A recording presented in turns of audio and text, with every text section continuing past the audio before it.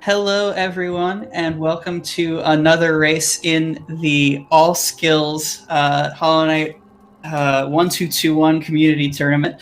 I'm Quacksilver, joined here on the mic by Herm. Hey guys, I'm Herm. Super excited for this match. It's going to be a really great one between two runners. We've got Spicie, who has been running this category since December, and he's established himself with a very solid PB of 54 minutes 43 seconds. And then we've also got Taco, who started running this category only a month ago and has actually dropped over 30 minutes off of his PB in the last 2 weeks, down to 101. So I really expect a great race today. We're going to get the runners kicked off here in just a second.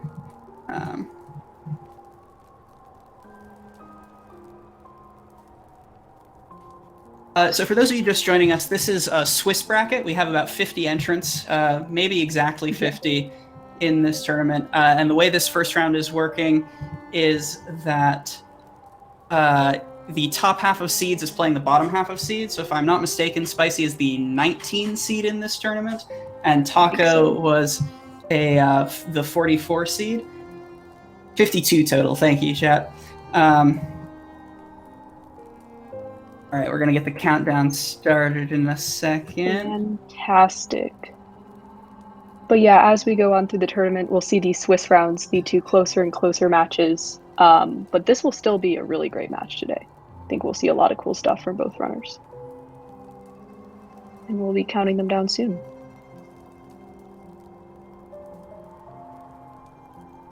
Just navigating to the right save point. So the way Swiss works, if you're coming from other esports that tend to favor elimination brackets, is we've done some seeding based on leaderboard PBs, and then for all future rounds, you'll be matched up against someone with a similar record to you. So people who are 2-0 will play other people who are 2-0. Because it's the first round, we did a loose seeding based on leaderboard PBs, but Taco is proof that you cannot trust that necessarily. His leaderboard PB is something like a 136, but just yesterday he posted a 101, a high 101 if I'm not mistaken. So it's been really putting in a grind. Yeah, and I think that's something we've seen a lot from this tournament. You know, we've even seen a whole bunch of tournament personal bests from newer runners. People come out here, and even in a race setting, they've just improved so much at this category and actually get their best time in a race. So could be really cool to maybe even see that today. All right, gonna get the countdown started here.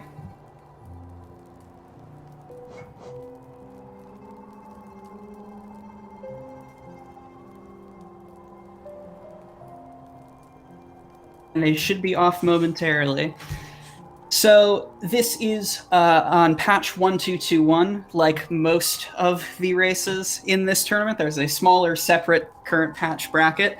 But what that means is that a number of speed tech remains in the game, such as notably lever skips, which we're going to talk about a great deal more as they come up in the run. But one of the things you'll see right away is the use of inventory dropping, where the runners are going to pause their game for early control right as we get the start here, and then you're going to use the inventory to uncap their fall speed and avoid hard fall. Yeah, that's super nice, and you'll watch a current patch run, you'll see them just sort of crash into the ground, and it's almost just like those seconds that are saved are pretty big, and it's a nice feel for things. And it looks like we're heading off, so we'll see that inventory drop right now.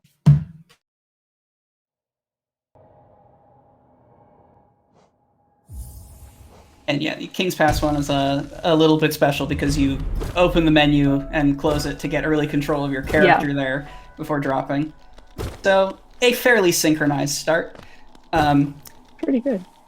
For this race, we're using, for the 1221, we're using a load normalizer that will hopefully seek to even out some of the load times. Hollow Knight speedruns are timed loadless, and there's the sync. Thank you, SpeedGaming staff. Nice. Hollow Knight runs are timed loadless so that playing on a better PC is not the end-all be-all of runs. But for these race contexts, it can lead to a little bit of desync between the runners. So we've tried to address that as best we can. Yep, in the end, it's difficult to fully go for, but we're pretty synced up right now, and that's great. We'll see both of them slash the door to head out of King's Pass and into the wild and wonderful world of Hallownest. Yeah, the beginning of these runs, fairly consistent. Early movement, just grabbing Vengeful Spirit, gonna skip the False Knight fight. Same thing as most speedruns of this game. In true Metroidvania style, you're fairly gated at the beginning, and then the map opens up considerably. Yeah.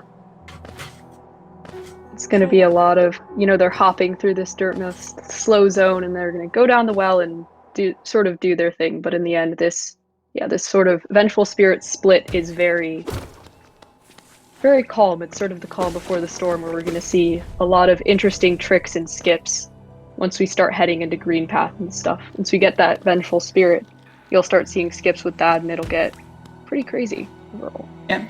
And it's worth noting, Taco, on account of a really good King's Pass, is starting off ahead, so already poised to make the upset. Surely we can talk about this early. Oh boy, we'll see. Oh, there he gets the double spike kill. That's the quick kill on those Aspids, so good looks for Taco so far. And yeah, Spicy gonna miss it. That is one of the few things that is much, much easier on the current patch of the game. The stalactite hitbox is just much more forgiving. You saw both of them go for a setup there where they waited on the top platform to try and get it, but it's still a rather difficult trick to space and time correctly. Yeah, it's those little things, and I mean, we'll see another. I was talking to Taco before the race, and he said that an upcoming trick we're going to see here called Statue Pogo, it's just a little hop, can give him a struggle, and he doesn't go for it. It's the sort of thing where these little movement things, if you miss them, it's not a big deal, but it can also throw you off a little bit mentally because you're just expecting them, having practiced it so many times. Yeah, a lot of this in a race context where you're not able to reset freely for a PB is about, do I opt for the safety strat that is guaranteed to lose 5 to 10 seconds but can stop me from taking a 3-minute death? Yeah, no, I think of big examples of that late in this fight, one of the hardest fights in all skills is Hornet 2. It's like, do you take that bench? And we'll see a lot of choices like that here throughout the run, but for now we'll just see Taco wailing on False Knight's head and getting ready to escape this battle.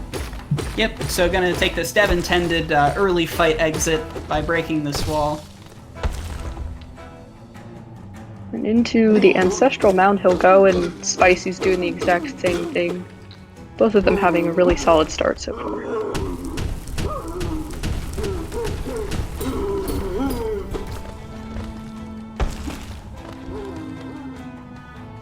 Yeah, so he's gotten off to a little bit of a decent start, but it still looks like Taco is poised to be a little bit ahead, if I'm doing the math on this walk-up Ancestral Mound right. Yeah, there's a 10-second delay. Coming out of VS. So an impressive showing. Like, everyone in this first round is a 25 seed deficit, or 25 seed gap rather, between the runners. So strong statement in the early game here. Yeah.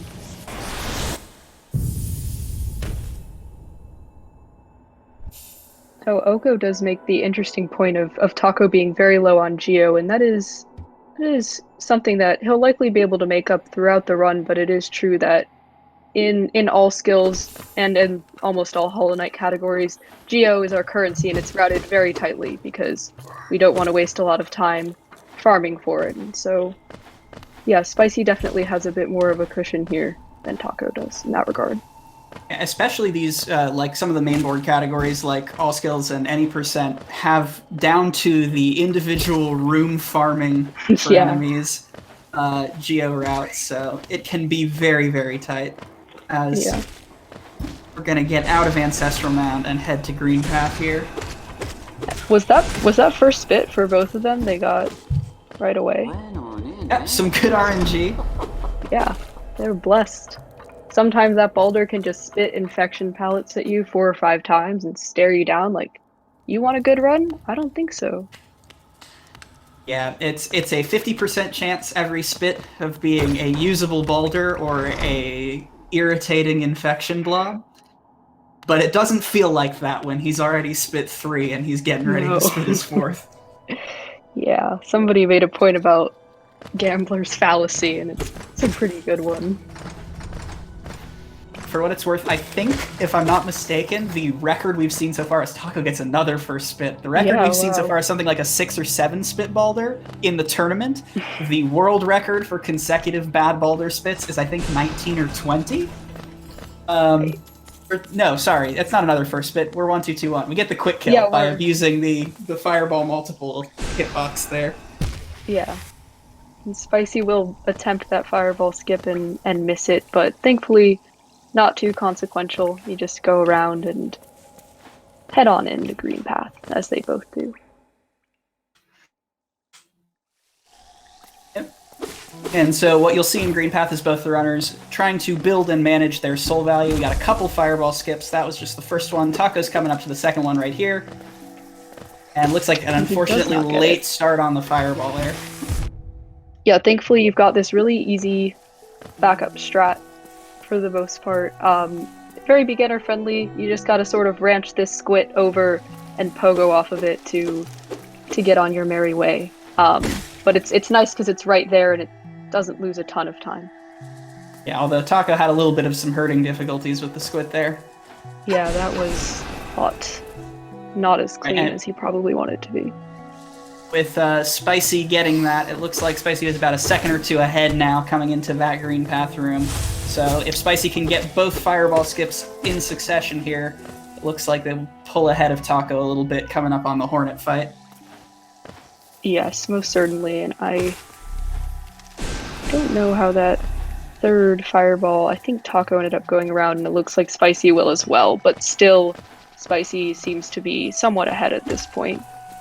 And Spicy, gets that backup. You can pogo off that enemy there. It only loses a couple seconds over just getting the fireball skip. It's not perfectly consistent because on this patch the enemy spawns are not perfectly consistent, but both Spicy and Taco had the opportunity to go for it. Spicy went for it and got it, and Taco just opted to go around. Yep, and they'll both be fighting this Moss Knight here. Pretty easy, it's just 3 fireballs and a nail hit.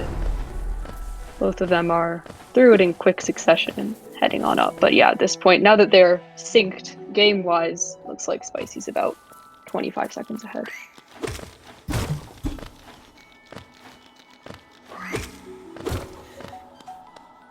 So the first of many stops on our tight geo route is coming up right here. The famed All Skills Rocks is a group of Moss Knights and some geo rocks down here, as Taco is going to take a safety heal.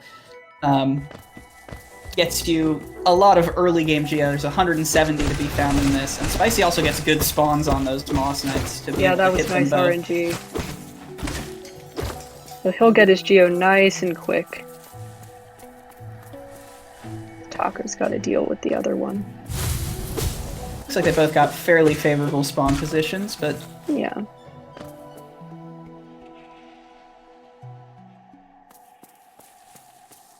And overall, and Taco they'll getting be heading unfortunately into bullied.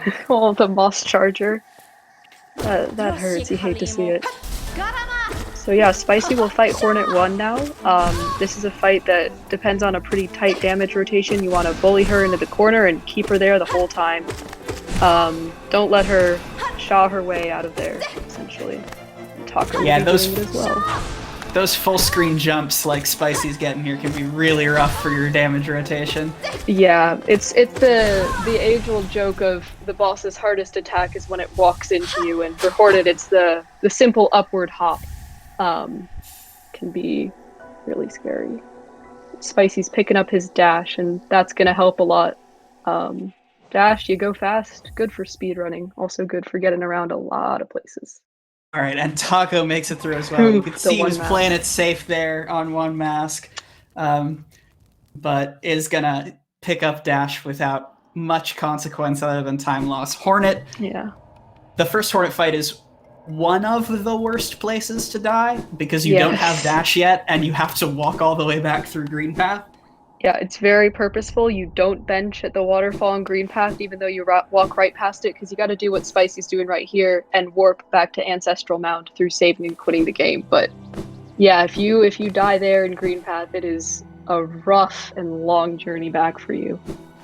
Yeah, and chat pointing out that there was a little bit of a blessing from Hornet as well, because like you pointed out, Herm, if Hornet empty hops at you, you just die in that situation. Yeah. I think of my Radiant Hornet 1 journey flashbacks of it was going so well and then she jumped on me. There are a number of bosses in this run that just movement can be the most infuriating part. Oh yes. But now we move on towards Mantis Claw. Trick that Spicie's coming up on here is the Explosion Pogo, where you do exactly what it sounds like. Yep, you just wait for that spore and it's you hope you get it. If you get hit, it is not the most fun thing. That explosion does 2 masks of damage, but we will hopefully see clean tricks from both runners. It's pretty gettable on 1.2.2.1. On current patch it can get a little bit dicey. But yeah, there are several alternative options for how to essentially get this trick on current patch, but they're all kind of ugly. Spicie going to unfortunately miss the first one. Pretty quick to reset though. Yeah. And we'll get the second E-Pogo. And here's Taco taking his go at it. Yeah, Taco noticed that the spore hit the wall there, so just going to avoid it. Yeah, good eyes. Oh, does take that damage and is on 2 masks, meaning another hit would knock him out. Spicie's looking for Mantis Pogo, trying to get up here and not have to go around. Saves about 10 to 15 seconds. Taco is committed. Yeah, Spicie gets a pretty clean Mantis Pogo. Slightly scuffed to take the right side there, but still through to Mantis Claw at about the 10.5 minute mark. And there's E-Pogo from gets Taco. it. Sometimes you just gotta stick with it. You know you got it. Yeah, Lazy mentioning Taco's effort, and we're certainly seeing that. Hopefully gets through this cleanly with all the mantises. Those things can hit you for a mask you don't want to take. Yeah, it looks like Taco's just going to back this up, not try and mess with Mantis Pogo. Because sometimes you do get bullied there. So going around loses a fair bit of time. It's on the order of 15-20 seconds, if I'm not mistaken. Yeah, but I think it's about 15. Does get you safely to Mantis Claw. So it's like about 1.5 minutes behind at this point for Taco. Yep.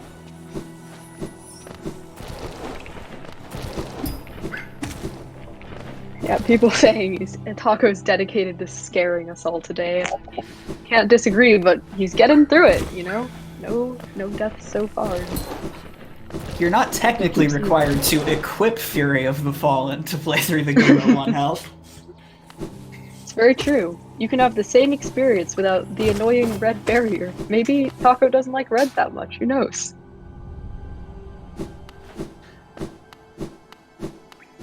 So next up on our journey, we're going to go to right side, the most valuable place to be, and so one of the first items of business in any speedrun. All skills is no different. We're going to be setting up a shade skip here, which in a moment Spicie is going to voluntarily take a death to some of the enemies in this room, and is going to use the shade that spawns when he dies to pogo up to an otherwise inaccessible ledge to get into Blue Lake and then over to the City of Tears early. Yep, so Spicie will begin by saying hi to our best friend Salubra, who will offer him the illustrious Shaman Stone that powers up all of our spells. It's a huge boost charm that you see in every speedrun pretty much, and will be the only charm we use throughout this run. It's the bread and butter of what we're doing here. And then, yeah, he will do the classic Hollow Knight speedrun death and hop on up to the Blue Lake. It's worth noting, if you've seen any percent speedruns before, that we are not saving Sly in this speedrun. Part of the beauty of the very, very tight geo route in this category is that we have no need for Sly. We're going to lever skip to get rid of the need for Elegant Key. We're not going to bother buying Lantern because dive is required anyway. It's a skill. So we can just avoid Sly altogether. Yep, and that will make for some very interesting and fun dark rooms throughout this run. Got Crystal Peaks and Deep Nest, and we'll see those runners navigate through some rooms that you're definitely supposed to have Lantern for, but they are skilled enough and practiced enough to mosey on over to wherever they need to be. And Spicy showing off that soul totem in that through little the hidden floor. room there. And we'll see Taco give this shade skip a shot after Spicy. Yep, both runners get it very cleanly. There are several variations of that shade skip. Claw and dash, because of how common it is in speedruns, tends to be fairly well practiced. So no trouble for either runner here. Yep, nothing too cursed. No great hopper % shade skip with Oh boy. no movement or anything terrifying like.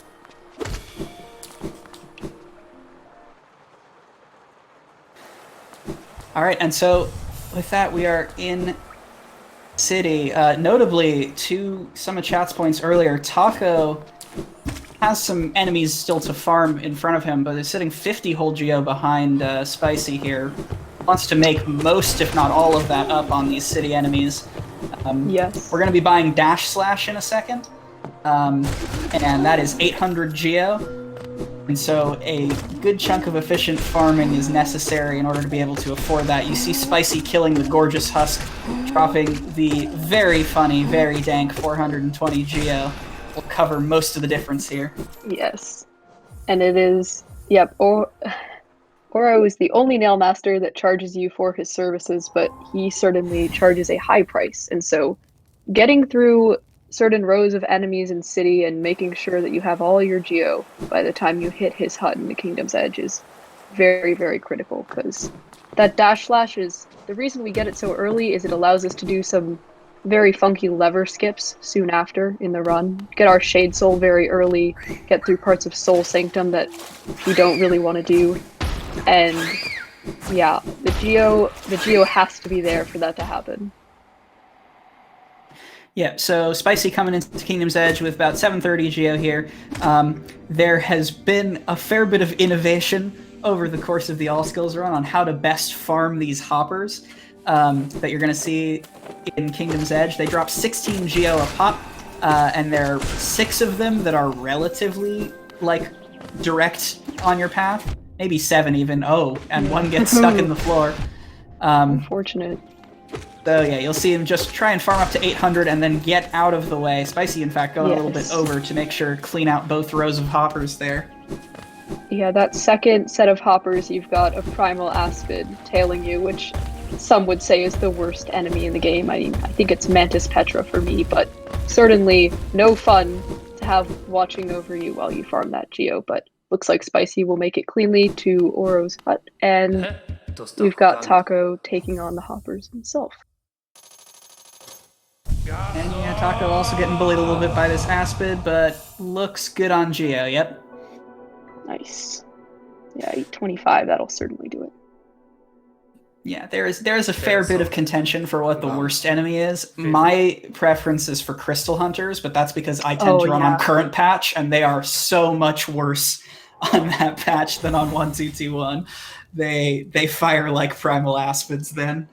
Oh, yes, they're terrible, and my experiences with them learning to play on Switch was the absolute antithesis of fun. Yep. So, there we go, though. Dash slash for both runners, and Spicy heading back into the city towards Soul Sanctum. So coming up to Soul Sanctum, we're gonna skip as much of it as humanly possible. Soul Sanctum is famous for being kind of the ultimate run killer, teleporting enemies. Just a lot of shenanigans can very easily go wrong through no fault of your own. So Dash Slash lets us skip most notably Hell Room, which I'll point out when we get there, but a room with 3 Soul Twisters. Yes, and speaking of skips, you just saw Spicy hit that lever through the floor. That's why we love 1221 so very much. It lets you get around a whole arena where you have to fight a very annoying Great Husk Sentry. And so, yes, as that dash slash, imagine what Spicy just did, but through walls, and you have the absolute beauty of skipping so many very annoying parts of Soul Sanctum. Yeah, so coming up here, as Taco also grabs that lever skip handily, makes it through the dark room. Okay, it looks like a little bit of pause in that artificial dark room, but we'll make it out all right. So what Spicy is coming up on is the lever skip to Shade Soul. The dev intended way to get Shade Soul is to go into Crystal Peak for shop key, use it to buy Elegant Key from Sly, and then come back and unlock the door. But we have absolutely no time for that, so instead we're going to exploit the ability to hit levers from the wrong side, like that. Yep. Walk on in. Oh, that was some nice walking storage right there. So this only works on this patch of the game for two reasons. One, because lever skips only work on this patch, but two, that lever is actually in the same room as the outside on 1.2.2.1. On later patches, for optimization reasons, and also possibly to ruin the trick, they moved the interior of the Shade Soul room into an actual different room. Yeah, and you'll see even more lever shenanigans on Spicy's side right here as we get a very fun elevator trip with a lever involved. Taco gets his Shade Soul. And so now we've got Shade Soul, an important thing to talk about is double hits. It looks like Spicy is not getting super lucky with those, but in addition to buffing your damage considerably, Shaman Stone also increases the hitbox size of your fireball by a fair bit. And the reason that is so busted is because fireballs can hit enemies multiple times. And so especially on bosses, a double hit Shade Soul does 80 damage, your nail does 5. So you are looking to as many double hits, and you won't see them in this run likely, but on certain bosses, triple hits as possible. Yes, it is absolutely huge damage-wise because most of these bosses in the later game, they're not designed to be fought without nail upgrades. You're supposed to go to the nailsmith and get a lot more damage, but we just speed on through by slashing levers and hitting bosses multiple times for a whole bunch of damage. And Taco actually did get several double hits. I believe the damage math is you want 4 double hits on that Soul Warrior and then a couple nail swings to finish him off. So Taco getting a little bit luckier there, as both of them sync up at the Soul Master fight. Spicy finishing him off right away. Should be totally fine with the 2 health. In the end, Soul Master has very little health in this second fake out phase. Yeah, and you just saw Taco do that. Shade Soul, unlike Vengeful Spirit, can hit through walls. So the strat for Soul Master is to hit the little soul globules on the right side after you start the fight to get the mid-fight refresh. And Spicy meanwhile with a very quick phase 2 of Soul Master, like you said. Yeah. And then you get the dive for real this time. I know on my first playthrough I beat Soul Master, I was like, I did it, I finally did it! And then, oh shoot, there's a second phase, but it's no surprise to these two. Oh, what is happening? Oh no, it looks like Taco. This is Soul Master vibing. Oh my gosh, he's headbanging. This is a glitch that can happen where I think you like kill Soul Master and get hit on the same frame, and he just vibes there forever, and you have to reset. Oh no! We're gonna go into truly unfortunate for Taco. That is some real unlucky stuff happening, and he will quit out. I've never seen that before. Yeah, it's pretty rare, although I think we saw it recently in like some of the practice grinds for this. It's just an unfortunate thing that can happen, and yeah, his last bench is relatively far away. Yeah, did not. Some people choose to take a safety bench in Watcher's Spire, but Taco did not, which is very acceptable, but unfortunately will cost him in this unexpected way.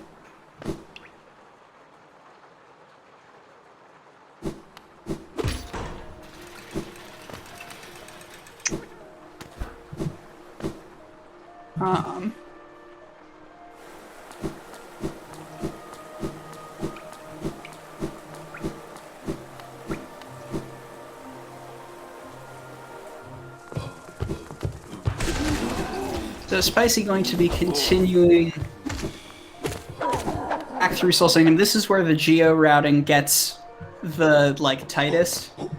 Yes. You need 300 geo to open King Station Stag.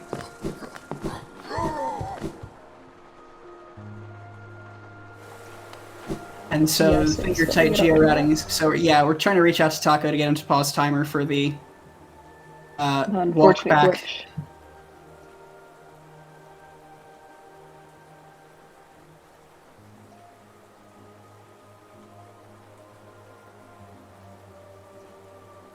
Like Spicy is benching and pausing. Yeah. I like to see it. It's good that people are understanding when you get that crazy glitch. Spicy's doing some hops to pass the time as well. Yeah, data infected. Taco had a really unfortunate glitch where he took damage from Soulmaster on the frame that the boss died, causing Soulmaster to be put into an eternal state of vibe that prevents Taco from ever getting his dive. So he had to quit out and get things fixed.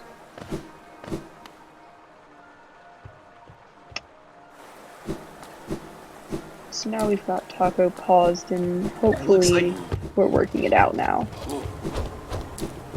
Looks like Taco is continuing with the timer pause, so he'll be able to get back to killing Soulmaster a second time with no further time penalty. And we'll... Yep, we'll see another very fun trip through Soul Sanctum abridged by doors that are already open at this point. And Spicy will head on through the stag. Got his geo together, very nice.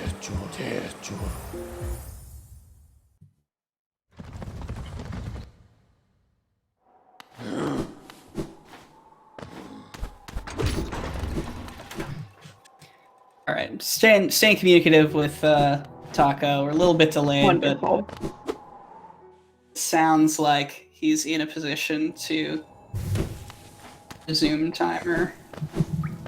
Yep, and there's his dive. So Taco gets his skill and will be able to proceed through and out of Soul Sanctum towards peaks in the same way Spicy's going.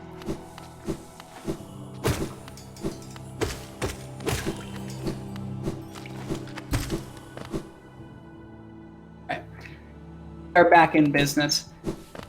Fantastic.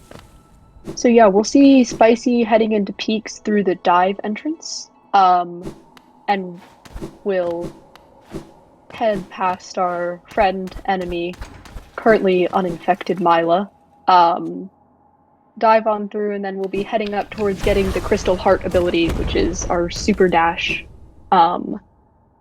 and spending a lot of time in peaks. This is a very important split in terms of health. You really want to make sure you have things managed, because at the end of this whole trip through peak, you're going to see some damage tanks, hopefully, from these runners.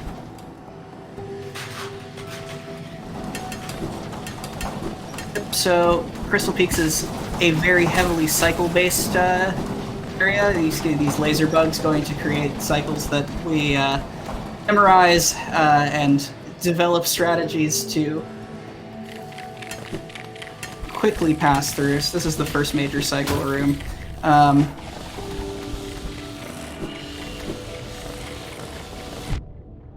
It looks like Spicy went for God Pixel, trick where you can essentially appear two-phase through the laser beam.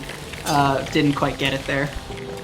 Yeah, unfortunate, but also super, super hard trick to get, and in the end, not going to cost him all that much as he gets up through that climb, and we'll be able to start heading down towards the Crystal Heart platform.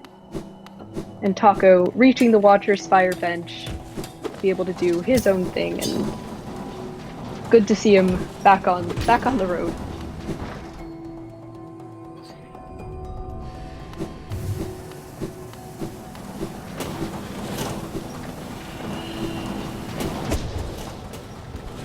Nice dash/air stall from Spicie as well. Use that to get through some jumps, and he will go for the damage boost cycle. It is slightly faster. Ooh, gets caught off by that laser, and yeah, essentially loses the cycle there. It's very tough. Hopefully sees him underplat. Yes, very important. It's critical we see underplat in all these races. Just that simple dash, but it means the world to see that beautiful underplat.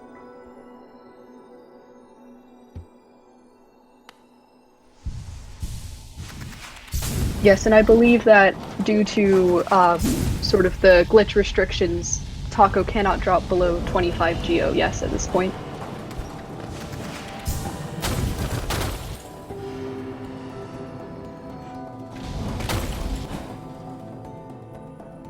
Now Spicie will go through some more cycle rooms. Gonna see some crushers here. This was my least favorite grub to get in the casual playthrough. Something about these just didn't make sense to me, but these runners have a cycle down and know what they're doing, so it gives them no trouble. And this is the all skills grub. Yep, it costs you literally no time to free him. Therefore, something that everyone should do. Right. We're gonna see our first of a couple dark rooms. There is a safer strat you can do with C dashing across the platforms, but Spicie, old hat at this, just dashes right on through. Yes, very clean, no issues whatsoever, and we'll head into the crystallized mound, where we get our upgrade to Desolate Dive, Descending Dark. We'll do some more platforming here. This is another one of those fabled worst places to die in the run. Yes. Because the runners intentionally bench at Watcher's Spire to save quit back there after finishing this long section. So a death here takes some time. But thankfully Spicie makes it through and will now do this early control glitch, which will allow him to smoothly slide down and be able to get the pickup as he exits mound and have early control of his character, which is very nice. As Taco heading up, and looks like he's well on his way to Crystal Heart. Seems to be picking everything up just fine.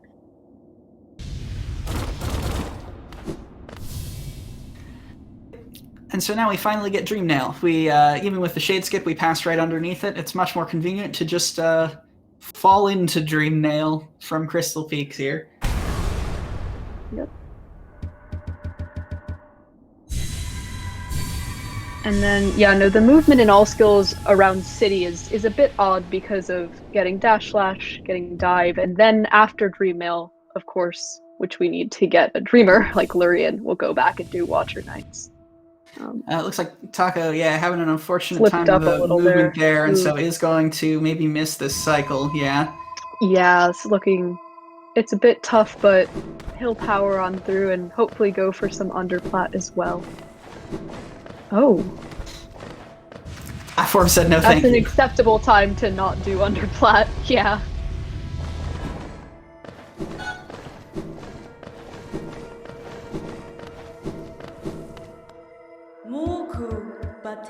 Spicie says hi to the Seer.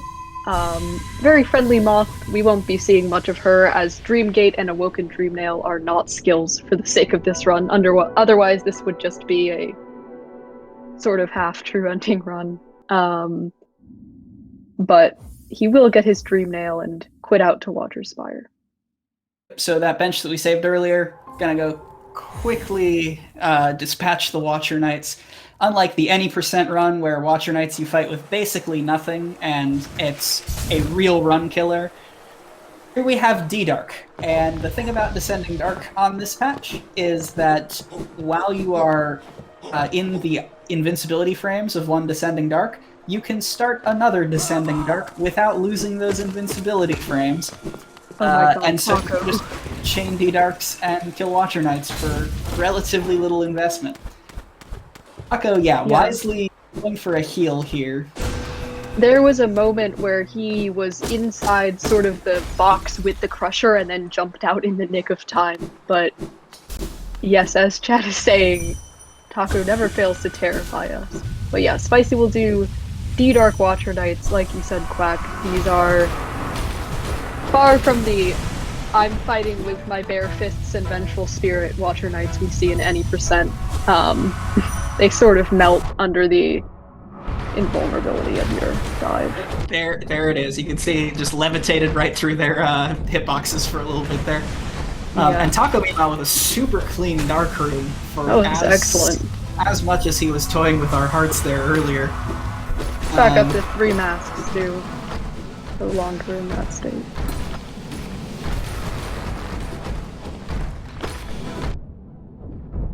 Spicy. Ooh, 1 mask. Spicy, yeah. No. Taking a page from Taco's book with the suspense there, but will clean fight in the end, though. Yes, and really nice movement through Crystallized Mound on Taco's side, going for that early control as well. And gets it. Yeah, real good. I think that's one of my favorite tricks, just because of how the knight sort of kneels into the spikes. Very fun to watch. Yeah, all the early control animations in this game, I hope we'll get one such fun animation quirk at the end of the run from one or both of our runners. But all of the night locked animations are just very, very fun. Most certainly. And dash slashing into Lurian with style. Spicy will beat up his first Dreamer, and yeah, that's obviously, like, in any Hollow Knight category, in order to beat the game, you need to destroy all 3 Dreamers and get through whatever's guarding them, and so this will be the first one. We won't see the other 2 for a little bit, but obviously, in short order, we'll be seeing Monomon and then Arrow.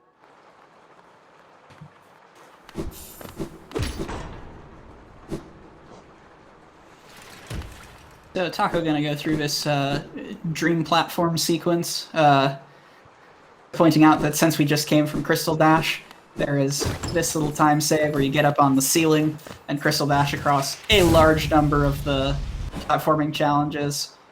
Makes the dream platforms a bit less of a headache overall.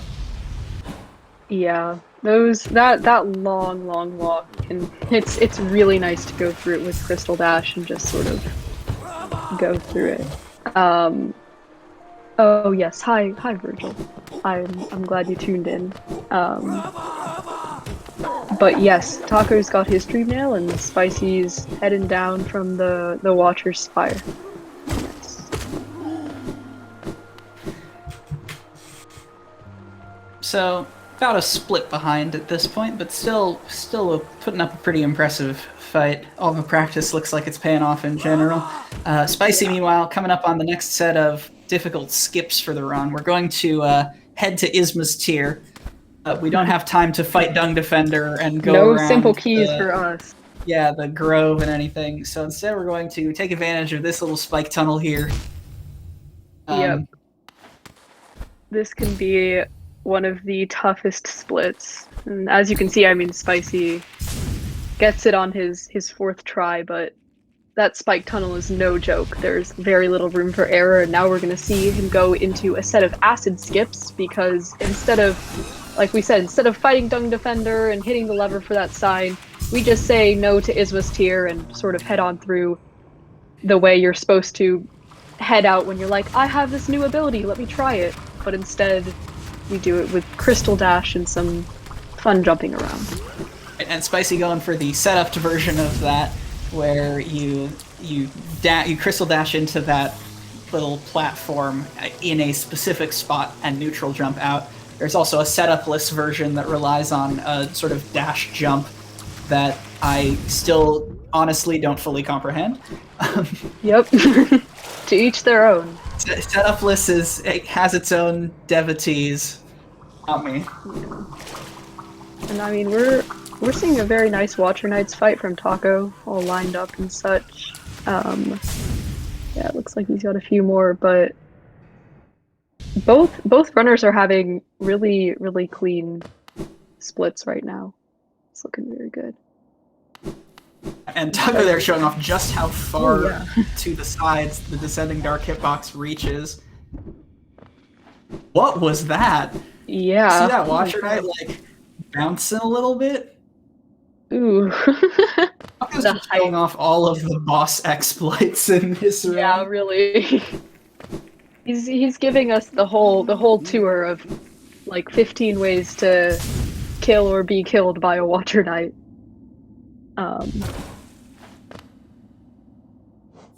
And then yeah, Spicie's down in the ancient basin. We'll buy this bench, run away from it so that it loads in, and then go and take a seat.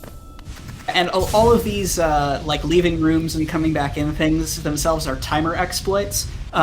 Depending on what instance of it, like falling off the beginning of the dream platforms or opening a toll bench and then leaving the room and coming back, they may or may not be slower in real time, but because the Hollow Knight timer is loadless, you basically do that to cheese your way to a free extra second or two.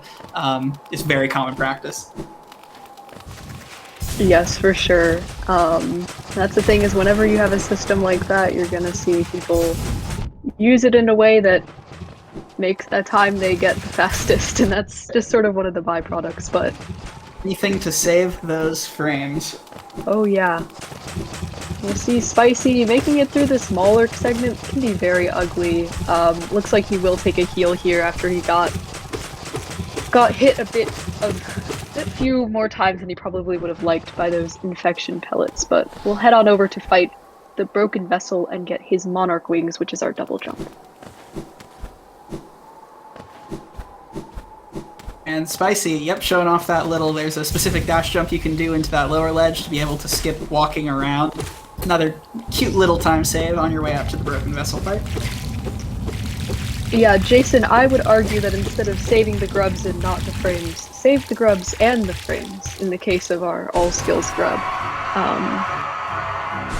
And then, you know, when you can. If there's a grub in your path, you can save it. We've got broken vessel. Kind of melts under our descending dark. Kind of might be an understatement. It'll be a pretty quick fight overall, with those headbangs signaling different HP milestones. And then we'll see Taco do the spike tunnel.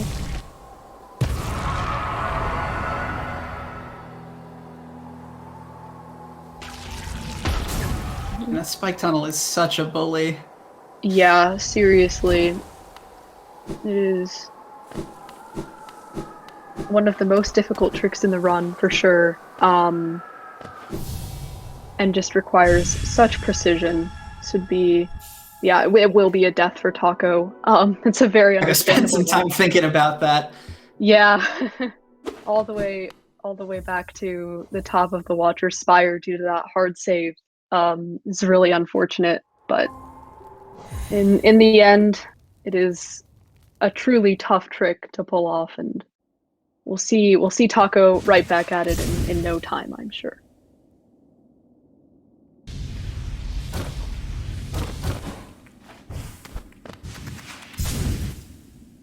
And Spicie will head up to Hidden Station, having acquired the double jump you mostly need to get there, and stag out of the basin to greener pastures.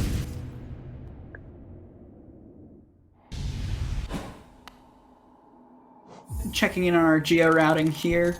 The last piece of equipment that you have to pay for in this run, if I'm not mistaken, is Distant Village Stag, with a cost of 250, so Spicie looking pretty good on Geo. There's definitely enough stuff to kill on the way to make up 25. Yeah. There are plenty of enemies, both easy and fun to kill and highly undesirable to get Geo from, in Spicie's path, so yes, he'll head into the Kingdom's Edge to the fabled Hornet 2 fight. I've seen some comms say Shaw. I will Shaw for Hornet 2. All right, Taco's through. One down, There two to we go. go. Very nice. And yeah, now we'll see those acid skips. But the nice thing about the acid skips is there's a blood sack up above this room that you can sort of use as a soul totem infinitely. But Taco will pull it off first try. Very nice. Go for that second acid skip now. Slightly dangerous here. Ooh. Oh, and Taco goes for it. Looks like the setup-less version there with the dash jump and does not get it. Truly unfortunate for him. Oh, he was so close. One more attempt through the Isma's gauntlet. Yeah. The fear of that is so real. Yeah, seriously, because there's really only on that middle one can you get soul to heal. And after that, you're kind of locked into it. So once again, it's that trade-off between safety strats and going fast. While Taco resets to try the Isma's gauntlet one more time, spicy with the Hornet Sentinel fight. Shaw. Shaw indeed. That's fine. What's less fine is when Hornet parries. Oh yes. Because again, your Fireball and Descending Dark do hilariously more damage than your Nail, but Hornet can parry them, and there is no more tilting feeling, well maybe outside of Chain Dance, but there are few more tilting feelings than having Hornet parry a couple Fireballs. Yep, and you just know that's the soul, you know, that I worked hard to gain this soul, and here we are. It's just... You don't even get a Hegale out of it. It's just silence and staring you down as she takes away your harder spell. No more Shaw though, as Spicy gets through the fight very nicely. Here's the spike tunnel again. Oh, first try. Taco's got it down to a science at this point. Very critical there, but Taco gets that as well, because obviously if you die twice, you lose all of your Geo. Yes. And so that's bad when there are still things you want to afford in this run. Because backing up that kind of soul, yeah. Backing up that kind of Geo is very difficult, especially if you're not used to no reset runs and you have to sort of improvise that Geo routing on the fly. That is very, very difficult to do. Well, I know somebody in chat said Stalking Devouts were their least favorite enemy, but they do give 43 Geo, so you might get to have some fun in Deep Nest in that worst case scenario. Oh, very nice, Taco. Heading through. That's the setup list there. Well, the dash jump tech, despite a very low Crystal Dash, I have never seen a C dash that low still work out, so very impressive from Taco for backing that up. Defying. Yeah. And he is through all of it. Oh my goodness. Oh my god. And Spicy. He's gonna slap Bardoon. A quick detour. You don't normally see that in a speedrun. That's pretty legendary. For some sportsmanship with Bardoon, our favorite lawn boy. Some good Bardoon chuckles in there. Yeah, Bubba, Taco did start running a month ago, so it is truly impressive how much he's improved over that time. Yeah, I mean, shoot, even just in the, week and a half now between signups closing and now, Taco's brought his PB down by half an hour. Right, I mean, that's absolutely bonkers. Wow. It is... Yeah, he's really been on the grind, and it's clearly paid off.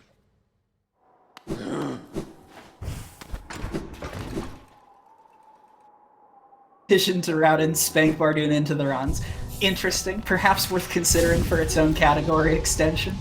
Bardoon %. Yeah, I don't really think it saves those frames in most cases, but I mean, we have plenty of very interesting category extensions. We have Aluba %, which is kill an Aluba. We have the suggested Atuba %, which is kill both. Yeah, there's a lot of category extensions. And more are being developed every day. Yep. The new idea of spellless %, let's get out of Forgotten Crossroads using Long Nail to kill a Balder, which is a lot of RNG and a lot of painful fingers. We're at the point in Hollow Knight's lifespan where we are truly plumbing the depths of everything that it has to offer in terms of bizarre category extensions. Yes. I myself am a fan of a lot of them, See me on the meme boards. But Taco also going for this broken vessel skip. Goes for it once or twice and then goes around. That's oftentimes, I think, fair. Yeah, how I see it framed. I think it only saves time over just going around by default if you get it in the first 2 attempts, maybe just the first one. I'm sure chat will have the exact specifics on that. But yes. So oftentimes I'll see runners go for it once, and if it fails, just take the time loss and go around. Yeah, exactly. And we'll see Spicy just picked up Cyclone Slash, which is the second of our nail arts, and actually my favorite one on the poorly translated Hollow Knight mod, in that Cyclone Slash is inexplicably Flower Garden, and he will use it to fall down very quickly through the now infected crossroads. Oh, and that's a and Taco taking an unfortunate death. Yeah, that if you run out of D-Darks at the wrong time. Yeah. But thankfully, he'll head right back over. Doesn't have to do a spike tunnel and acid skips to get there, which is nice. Did he open the shortcut? No. I don't believe so now. Yeah. Yeah, I mean, it makes sense not to in a speedrun setting, but it is unfortunate in this case. Yeah, given Broken Vessel's low HP when stacked up against Chain D-Darks, yes. It's very uncommon to see someone go for the safety of popping open that shortcut, because usually you just try to damage race the boss, or even just out-damage him wholesale because of the generous high frames on D-Dark. Absolutely. But sometimes, especially when Maulurks are mean to you, they are very much a part of the boss fight. Yeah, no, that's the thing, is it's Broken Vessel itself is half of it, and maybe even less than half when you have this crazy Maulurk gauntlet you have to get through. And now Spicy's heading into the Teacher's Archives, which holds our second Dreamer, and the boss guarding her, which is Umu, a notorious boss in any percent for its various damage rotations. But in here, instead of talking about 2 cycles and 3 cycles, we see sometimes there's a pretty specific 1 cycle setup, but it's pretty easy to get a 2 cycle on Umu here with our Shade Soul and our damage rotations. Alright, so it looks like Umu might be a little bit high. Oh, plus the extra. Yeah, extra attack. It's in the slow patterns. Unfortunate. Alright, that's a pretty good hurt on Umu after the extra, though. Yeah. Pearl gives a Kassa. No, not enough, not near misses enough the doubles. 1 cycle. Yeah, no. Yeah, so basically you hurt Umu to a very specific spot on that right platform, and then just knock it all the way outside of the arena to get consistent double hits on it, to be able to burn through its 300 HP in 1 cycle. But Spicy ends a Dream Nail or 2 on the boss during its invulnerable phase, gonna clean that up with a very quick 2 cycle. Yep, only 2 Kassas needed here, and able to sort of, yeah, just head on in, say hi to our good friend Quirrell, and go demolish Monomon. And Taco, having gotten the run back against Broken Vessel, is going to head on over and out of Ancient Basin. Yep, he'll go have fun in the Kingdom's Edge, where we'll see a little more Shaw content. And yeah, in the end, I mean, Taco has he's just kept on trekking, and things are looking like he's got it together at this point. I think we'll see a good next part of the run from him. I mean, Hornet 2 is the bully to end all bullies. Most certainly. But I know Taco has been practicing this fight a bunch alongside, of course, the all skills run, so I'm certainly rooting for him on the Hornet fight. Meanwhile, Spicy is going to walk out of Teacher's Archives and head over towards Great Slash. I believe it's Wraiths and Great Slash. Wraiths and then Great Slash, yep. Yes. So the slight route difference between current patch and 1.2.2.1, again on the back of lever skips, there is a lever you can hit to gain access into Queen's Gardens. Yep, no QGA here. We have Ismus tier, and we don't really care about it in that we can just head over to Overgrown Mound, pick up our skill, and then straight into QG for us. Taka will take that bench. Pretty wise choice given how ugly Hornet 2 can be, but I'm sure we'll get to see it. So okay, it will be Great Slash and then Raids. It will. I'm confused. Yeah, this routing has changed a couple of times in the relatively recent past before this tournament, but shoutouts to the current patch route. This is where we would detour to go fight Massive Moss Charger. We have no need for that Geo here. So just a quick run up to Shio, gonna grab Great Slash, and then quit back to the archives to head towards Queen's Gardens. Meanwhile, Taco opening up the Hornet Sentinel fight with a nice clean double or two, followed by Hornet walking. Oh yes, the worst attack, as we've discussed earlier. Between the walk and the jump, I think that's why, I mean, one of the reasons she's such a hard boss is she doesn't just walk into you, she will also jump onto you. That is very tough. Yes, over towards Great Slash for Spicy. Thankfully, now that we've got full moves, platforming shouldn't be too bad. I know that casually I was like, what am I supposed to be doing here? But they've got it down. And Taco with a very clean Hornet fight. Yes, super great for him. You will go into the cast-off shell and something will tell him, yes, you're the king now. He'll get his king's brand. I have a sneaking suspicion we are not going to see Bardoon make a reappearance on Taco's screen, but I'm gonna have to agree, for better or for worse. Hustle on over to Swords Umu. Hornet will hustle away to some unknown location as well, and meanwhile, Spicy, a graceful bow to Shio. You love to see it. Gotta show kindness to the NPCs. Oh, you must. It is critical in any run. And he'll quit out, and yes, now it is Wraith's time.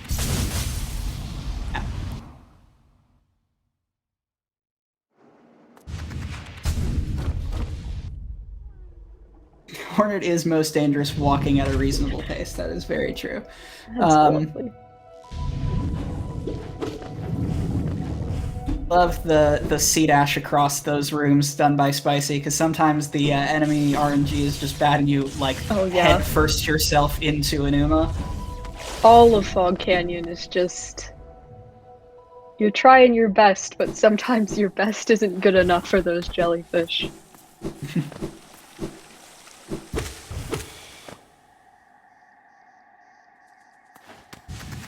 And yes, now we'll see the Overgrown Mound, where we have Howling Wraiths are up spell, and in order to get that, we need to fight through a bunch of squits, which are the mosquitoes we saw Taco Pogo off of earlier.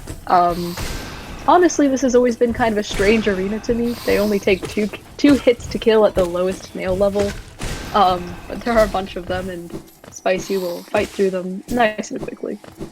The Howling Wraiths arena is one of those things that, at least in my casual experience, I didn't find too bad to simply do, but the optimization problem of doing it as fast as possible has led to the development of several strats involving trying to herd them into specific positions to all get cleaned up by Shade Soul, or using D-Dark on platforms such that the tails of it can kill them.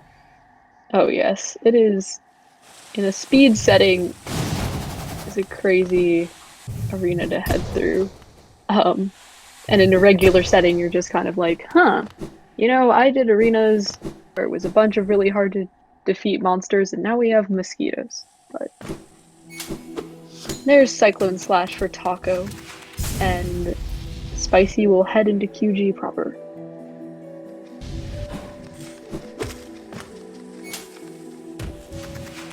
This is another arena coming up for Spicy that is the bane of so many percent runs. But once you have Shade Soul, just press the cast button.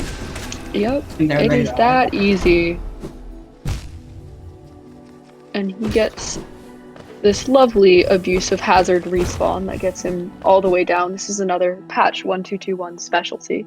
And he's able to get that level right away and keep on going to say hi to some more terrible Mantis Petra.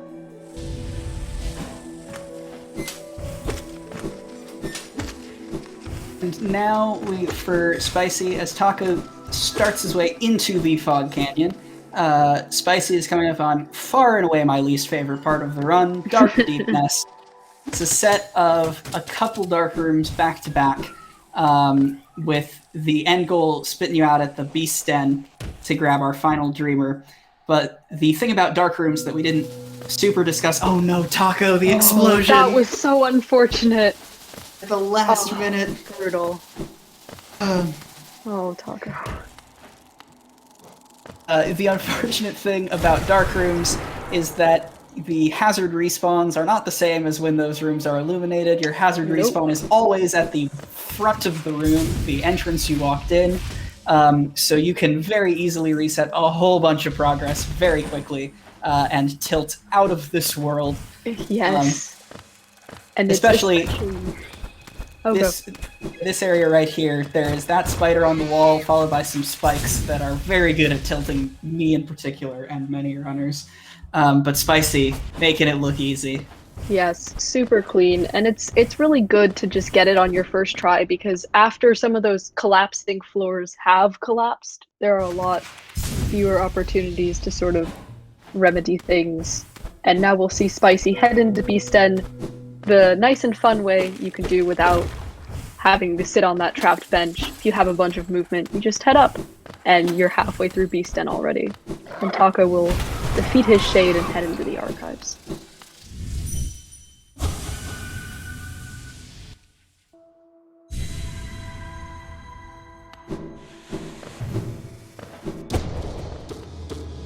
Yep, and Taco's gonna go ahead and take that safety bench in front of Mumu.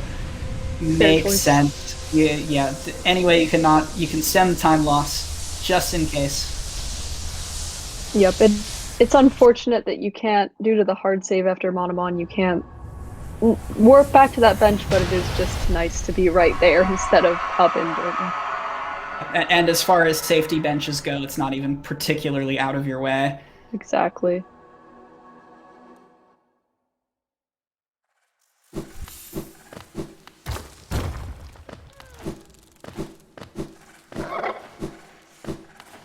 So Taco is hurting for the one cycle. Looks a little high as well, but we will see.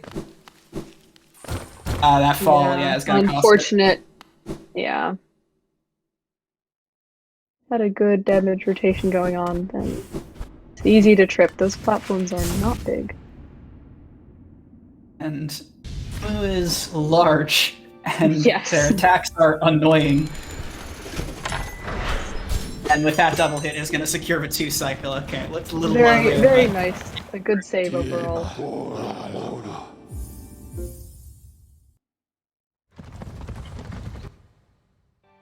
So to answer the chat question while we get some stag movement towards the Abyss and Monomon here, this is the very beginning of the tournament. We're most of the way through round 1 of Swiss. There are going to be 5 rounds of Swiss competition, after which point we will top cut to a bracket that is, I believe, going to be top 8. But don't quote me on that. So as the Swiss rounds move forward, the matches, in theory, due to the nature of Swiss, will get closer and closer together. But yeah, top 8 will not be for probably a while. This first round has been about 2 weeks. Assuming that will all be like that, we'll be hitting our top cut in a couple months. Yeah, Pisces is saying 2 months, and I think that sounds about right. Yeah, in the end, it's up to runners and scheduling, but it's been within these 2-week periods, so there will be a lot of all skills racing for a good while.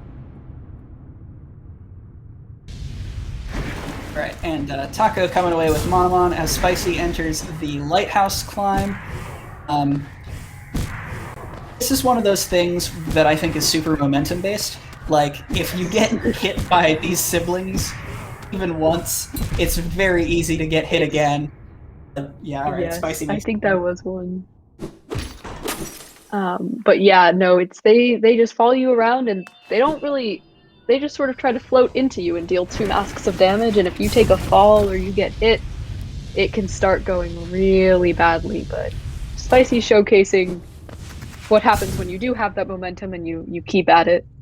And we'll head over to get Shade Cloak, which is our dash upgrade that gives you some invincibility. And Spicy here's going to showcase a save quit. You get the Shade Cloak ability as soon as you sit in that pool, and it hard saves you, unless that looked like his. Yeah, Okay, I've seen that happen before. I've seen it in runs and it's scary, but usually it's okay. I have not seen that before. Well, glad. So it hard saves you in the abyss, no matter what it may look like. And so you can just save quit as soon as you enter that pool, to be able to again cut down on the amount of time you're just like losing time to a cutscene.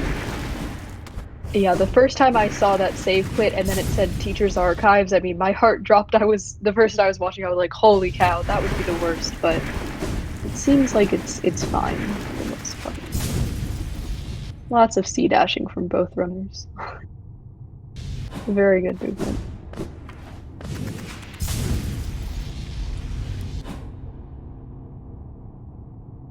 And so Spicy will go get the final skill, which is Abyss Shriek. It is the upgrade of Howling Wraiths. It's going to provide us some very good damage against THK, the Hollow Knight.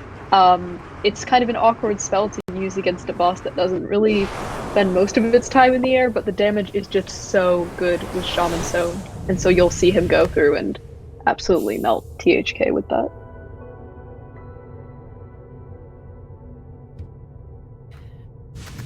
And that's basically the run. We got the THK fight, which is of course no slouch, and this Abyss climb marks the end of the high-order platforming here. Yes. Abyss climb ILs have become vastly more popular in recent memory. There's something just very, I don't know, satisfying about trying to get out of this little platforming maze. Yeah. I believe the record for it is on the order of just under 35 seconds. I feel like it's closer to 30, but I could be wrong. Closer to 30. I'm thinking of the particular runner's PB, ignore me. Yeah, we have shaved down a whole lot, and getting a lot of good pogos there. That felt like a very good Abyss climb. That was very smooth from Spicy. But yeah, no. Value at a specific time. It is funny to see people be like, I dropped 1/10 of a second on my Abyss climb. But no, I feel like it's very closely connected to the game in general, and you know what it is that you're doing in Hollow Knight lore-wise. So it's a fun thing to try out. And that Abyss climb from Spicy was pretty exemplary. It's like all the pieces of a good Abyss climb. Yeah. Including some of those tricky pogos on outward spikes. Nail hitbox is a little bit bigger than you may think.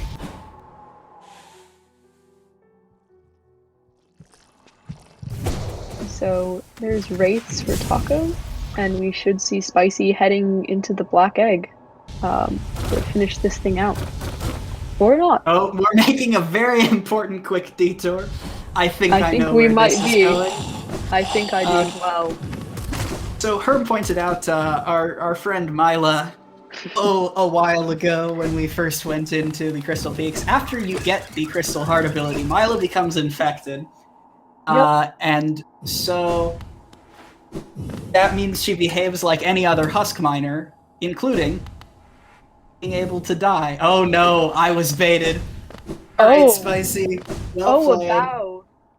Well played. Yes, Quack, are you in the Kill Mila or Bow to Mila camp? I have the current patch world record for Mila percent. My opinion on this matter is clear.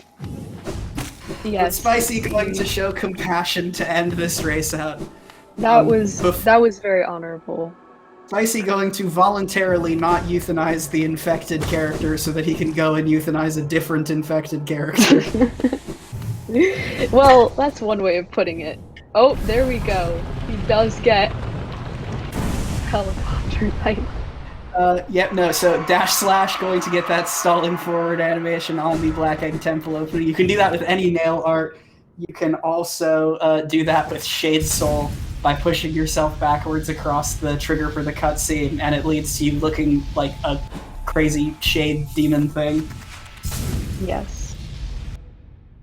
No, but I'm sure Mila will be a huge theme in this tournament.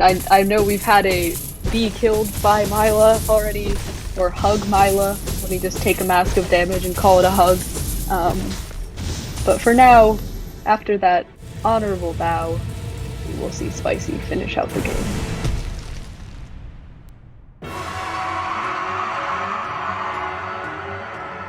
So yeah, the Hollow Knight fight is mostly about finding your Abyss Streaks.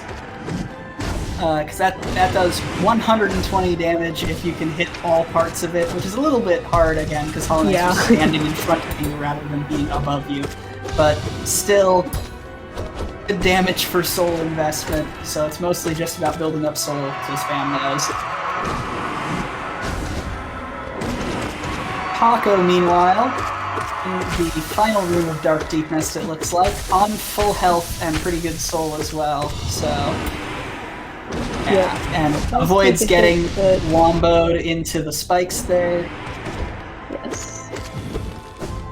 Very nice from him. As Spicy heads towards the final screen, Hollow Knight fight. And yeah, never any doubt. That's going to be about, what, like a 57-45? I think so, yeah. Very respectable when you consider a detour to say hi to Bardoon and bow to Mila.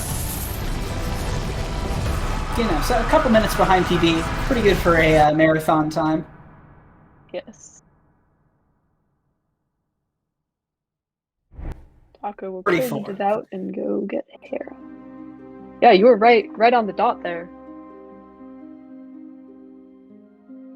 Yeah, as I think it was Rhino that pointed out the other day in the Hollow Knight Discord, plug, that that after the like cutscene triggers to the timer stopping is 20 seconds. So yes, you can demystify the panic at the end for wondering whether you're at or under a certain time threshold. Yep, with some quick addition and a little bit of okay, hands off the keyboard. Let's add 20. You can figure it out, but. Yes, Spicy will be the winner, and Taco will continue on if he would like. Alright, Taco does have an unsubmitted PB to answer the chat question. Taco's PB is actually about this time right here. It's a high 101. Yes. So this is not going to be a PB taste run for him, but still a very good time on the whole, so we're probably going to finish out the run here, given that it's just a quick run through the Abyss and then THK. Oh no, Taco. Oh no. Okay. Okay, you really do not want to fall.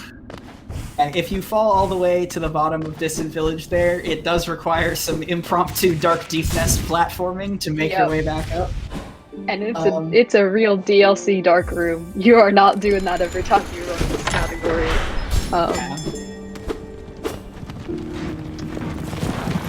Yeah, Zana Oreo, there have been plenty of PBs this tournament. We've had a few races where both runners have PB'd. And so while we won't be seeing one today, yeah, I would expect plenty, especially considering how many newer runners are starting out in the tournament.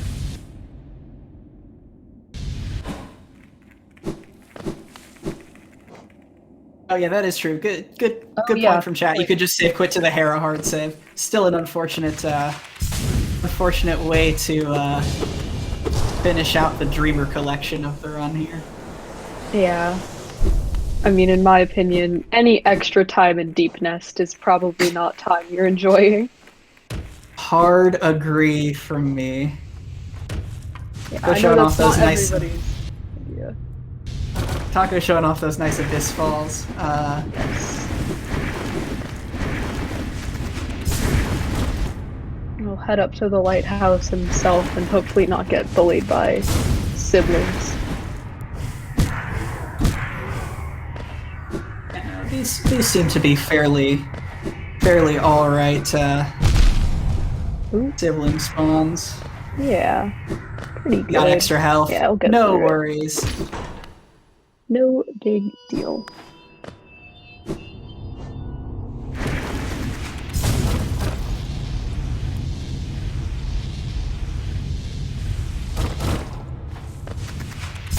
Head on over and through, and yeah, I mean, considering all of these deaths, this has been a really solid run from Taco. I mean, it's been tough. There have been tough moments, but since then, fights have been clean. Yeah, since the unfortunate Fog Canyon death, there's the archives again. That's still heart-wrenching. Puts my heart in my throat every time. Yeah.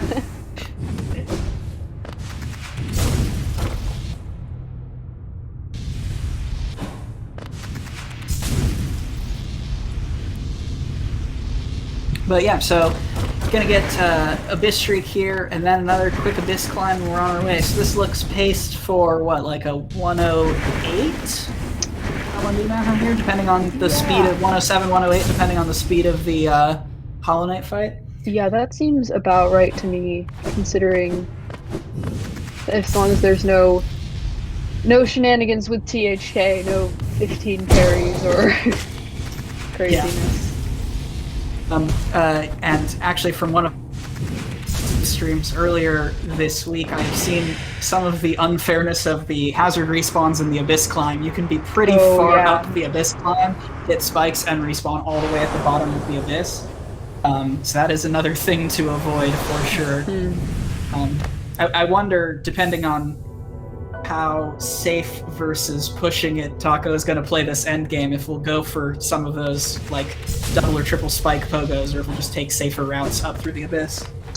Yeah, in the end, it like you said, it can just be so brutal. You can be so far in that room, and then holy cow, I'm on the floor again. And so yeah, we'll see. It's a whole bunch of choices. There are many opportunities for time like that's the floor. Also for that, yeah. Gets it second time though. And we're still going for it. Yep, there's the one spike pogo. Looking good though. This is the set that is, Yeah, that is really tough. Very solid go around.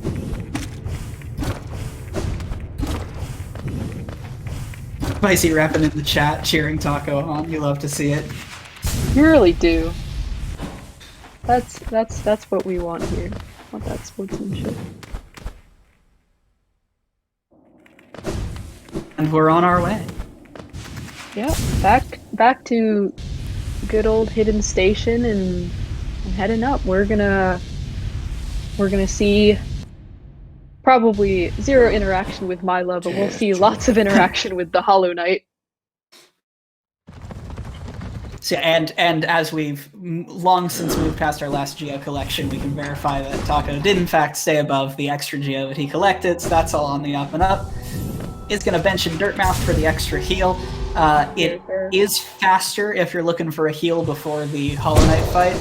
It is faster to bench in Dirtmouth rather than bench in Black Egg Temple, because Crystal Dash is overpowered, and so you want to be spending your time Crystal Dashing rather than stopping it to bench. Yes. And oh, thank you, Slow. Yes, chat is extremely cute and has been extremely cute for the past hour and 25 minutes. As are the racers. And yes, so we'll hope for Deathless Hollow Knight from Taco. Otherwise, that Dirtmouth bench will be a little bit of a trek. But looking good. It's actually no issue if you die to Hollow Knight. You respawn at the Black Egg bench anyway. So oh it's wait! Not as oh my gosh! I had a complete I forget about that. It's certainly something I discovered handily on a casual playthrough. Oh yes. When you see the speedrun of this game, it's one of those things that's easy to forget about. And sure enough, the Abyss Shrieking begins. Oh yeah. No, I mean for me, whenever I saw bench, and so auto benching is very useful in this case, but it didn't quite hit me in the head until now. Oh, one mask, but a good heal and solid. And those are the parries. Yes. I believe it was Conra that had a particularly ugly Hollow Knight fight with just straight parries. I mean, we're seeing something like that there. Okay, Yeah. now that we're in the self-stab phase, Yeah, he's got more options to the pick safe from. phase. Yeah, plenty of time for soul collection and healing there when the Hollow Knight is attacking itself instead of you.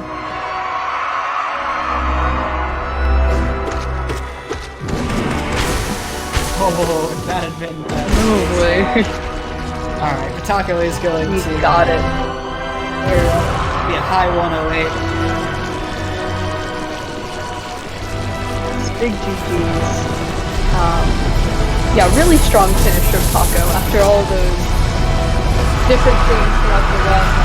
That really unfortunate death in Fog Canyon and such. Really got it together in an awesome way. Our Taco is done there. Let the ending cutscene play, but hopefully get him invited on in real quick so we can do a quick post-game wrap-up with the runners. Yep, and it looks like they're both here in the setup channel.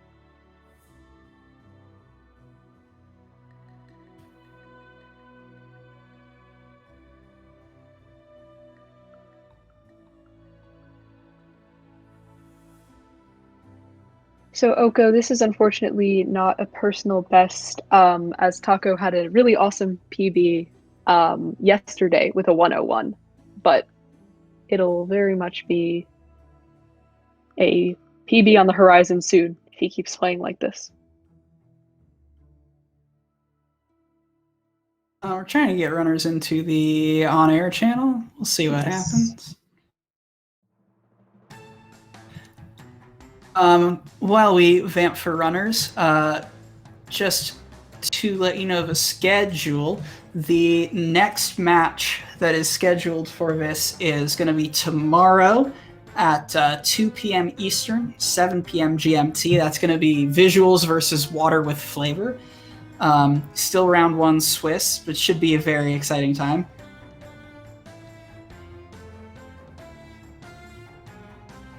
Yep, and we'll be seeing, I believe that the end of February is also the end of round 1, and then we'll see another set of Swiss pairings and just keep at this. There will be many very great races to watch over the next few months.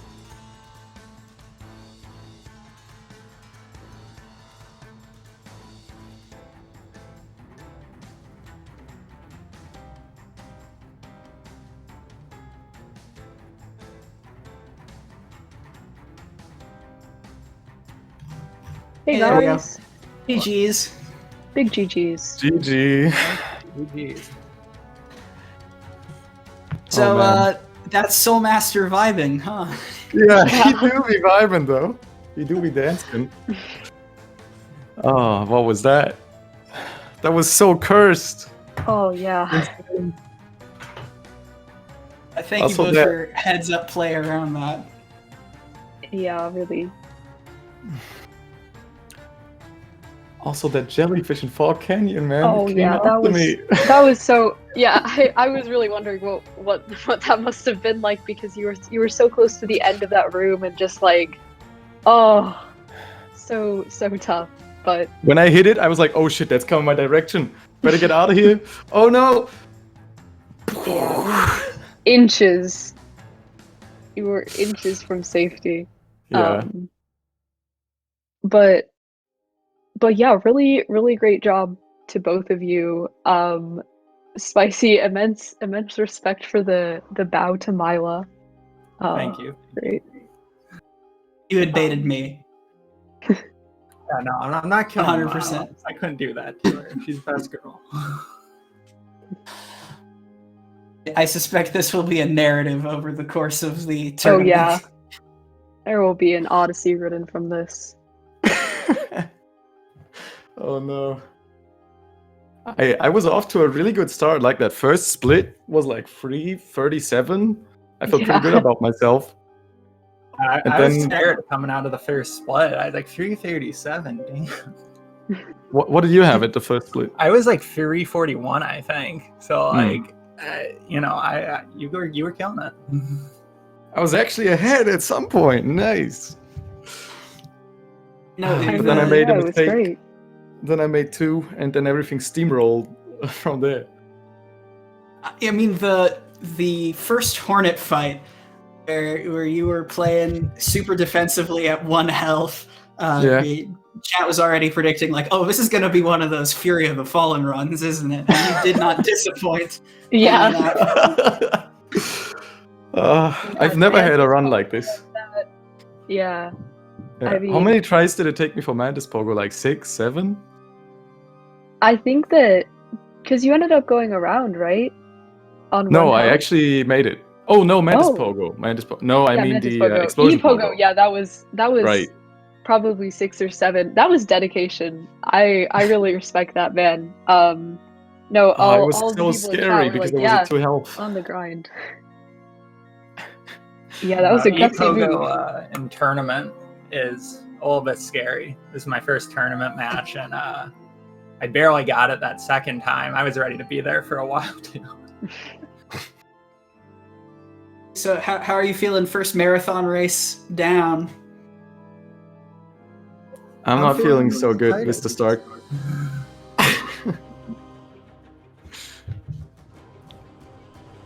Spicy, what do you think? Yeah, I'm excited for my future matches. It's scary tournament running. Lots of stress, but it's a lot of fun too.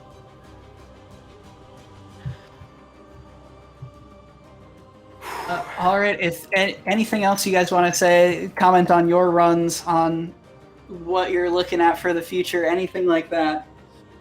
My goal is to not die 10 times in the next run.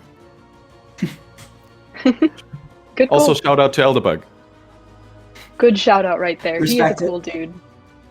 He is a cool dude, indeed. Awesome. Then I think we're going to wrap it up here. Congrats to Spicy, but GG's to both of you. That was a seriously Yeah, impressive race. Excited for Swiss round 2. Hope to be back on the mic for some of these future races. And thank you to chat for sticking with us. We hope to see you back here or on another Speed Gaming channel tomorrow for the next one.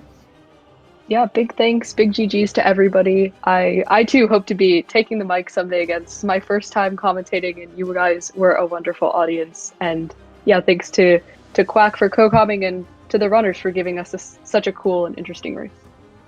Yeah, GG's Taco. Thank you to the comms for commentating our race. Yeah, for sure. Thank you all for making this happen, this entire tournament. Thank you all for commentating. I know it's takes a lot of time out of your day when there's this many matches. So yeah, thank you all for doing this. It's great. It's great fun. Awesome. Thanks, everyone. Hope to see you.